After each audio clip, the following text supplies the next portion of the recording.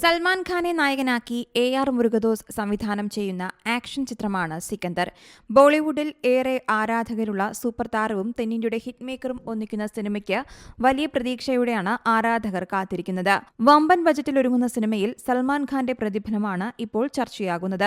Publicity ലെവലുകൾ ഉൾപ്പെടെ സിനിമയുടെ ബജറ്റ് 200 കോടിക്ക് മുകളിലാണെന്നാണ് കണക്കുകൾ. ഇതിൽ 120 കോടി സൽമാന്റെ പ്രതിഫലമെന്നാണ് ദേശീയ മാധ്യമങ്ങൾ റിപ്പോർട്ട് ചെയ്യുന്നത്.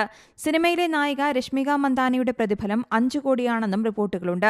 അതേസമയം സിനിമയുടെ നിർമ്മാണ ചെലവിന്റെ ഒട്ടുമുക്കാലും നിർമ്മാതാവിന് തിരികെ ലഭിച്ചുവെന്നാണ് റിപ്പോർട്ട്. സിനിമയുടെ OTT അവകാശം നെറ്റ്ഫ്ലിക്സ് ആണ് സ്വന്തമാക്കിയിരിക്കുന്നത്. 85 കോടിയാണ് നെറ്റ്ഫ്ലിക്സുമായുള്ള കരാറിലൂടെ ലഭിക്കുക. എന്നാൽ സിനിമ വൻ വിജയമാവുകയും ബോക്സ് ഓഫീസിൽ നിന്ന് 350 കോടിയിലധികം നേടുകയും ചെയ്യുന്ന പക്ഷം ഇത് 100 കോടി വരെ പോകാമെന്നും റിപ്പോർട്ടുകളുണ്ട്.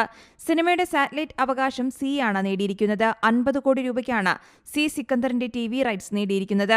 സി മ്യൂസിക് കമ്പനി 30 കോടിക്കാണ് സിനിമയുടെ മ്യൂസിക് റൈറ്റ്സ് സ്വന്തമാക്കുന്നത്. ഇങ്ങനെ നിർമ്മാണ ചെലവിന്റെ ഒട്ടുമുക്കാലും സിനിമ ഇതിനകം തന്നെ തിരിച്ചുപിടിച്ചുവെന്നാണ് റിപ്പോർട്ടുകൾ. മാർച്ച് 28-നാണ് ചിത്രം തിയേറ്ററുകളിലെത്തുന്നത്.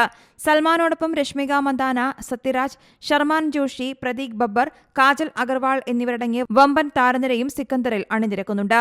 News desk Zee Malayalam news. പുതിയ വാർത്തകളും വിശേഷങ്ങളും ഇനി വിരൽ തുമ്പിൽ. എല്ലാ ഡിജിറ്റൽ പ്ലാറ്റ്ഫോമുകളിലും ഇപ്പോൾ സി മലയാളം ന്യൂസ് ലഭ്യം.